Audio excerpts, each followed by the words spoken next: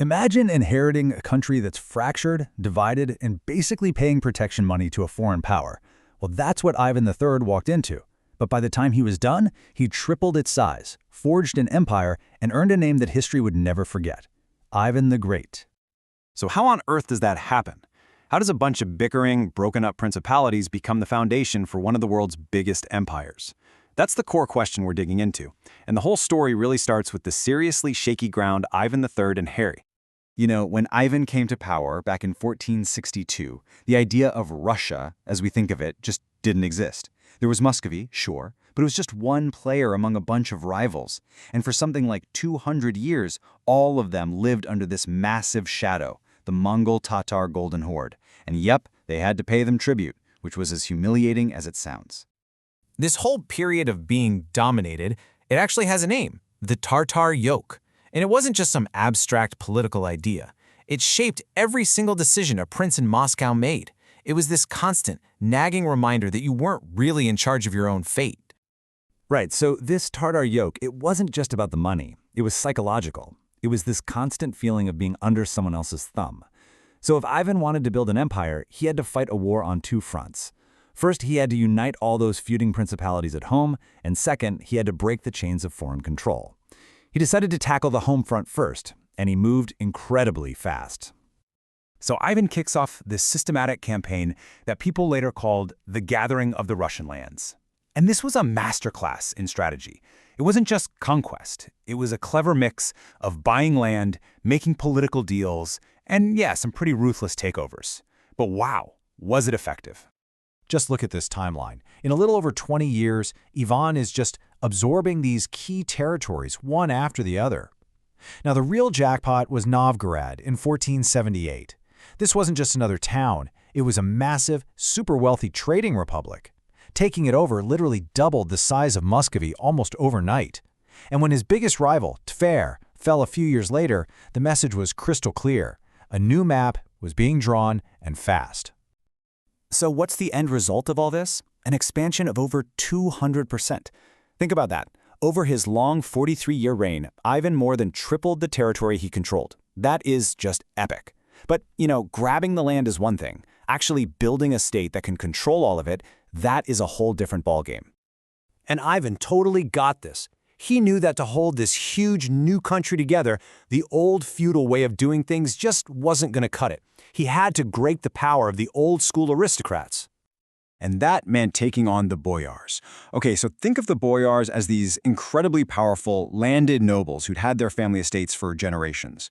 They were used to being their own little kings, and they were the single biggest roadblock to Ivan's vision of one centralized, all-powerful state. Ivan's solution to this problem was, well, it was kind of genius. He just tore down the old power structure. He created a whole new class of nobles who were loyal to him. He gave them land. This was called a pomesti. But here's the catch. It wasn't theirs by birthright. They got it in exchange for serving him.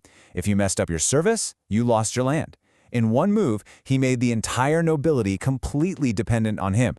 Then he locked this new reality into law. It was called the Sudebnik of 1497, basically Russia's first national law code. It made rebellion a crime punishable by death. But its most significant and frankly darkest part was a rule that started to limit the rights of peasants to move around freely. This right here was the first legal step toward the brutal system of serfdom that would define Russia for hundreds of years. Okay, so with his own house in order and his power locked down, Ivan was finally ready to tackle that other huge problem, those 2 centuries of Tatar dominance.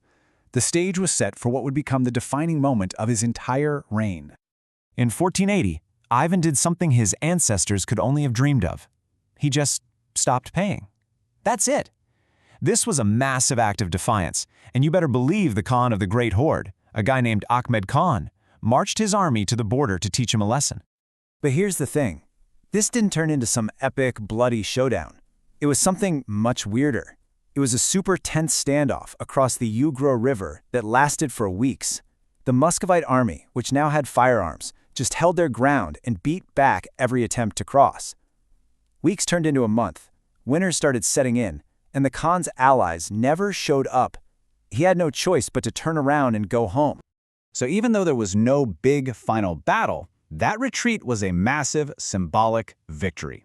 In Russian history, this is the moment the yoke was finally, definitively broken.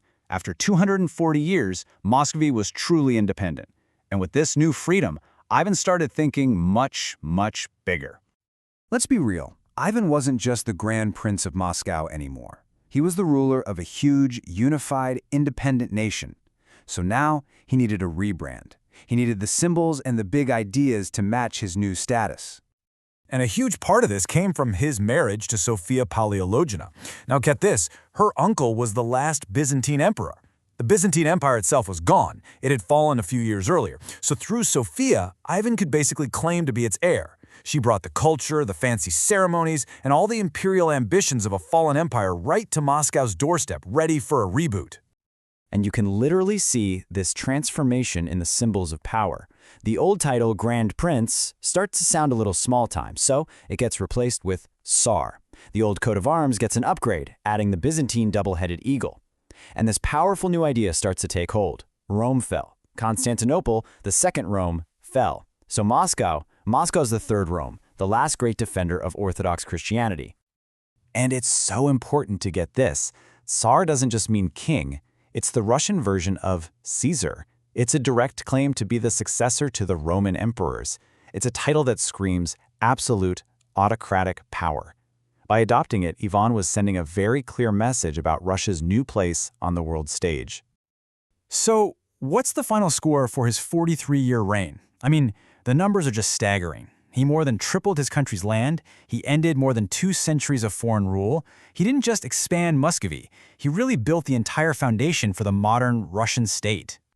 Which kind of leaves us with this final, really complicated question. Was Ivan the Great the celebrated hero who founded a nation? The guy who gathered all the lands and made his country free? Or was he the architect of its strict, top-down autocracy? A system of absolute power that would shape Russia for the next 400 years?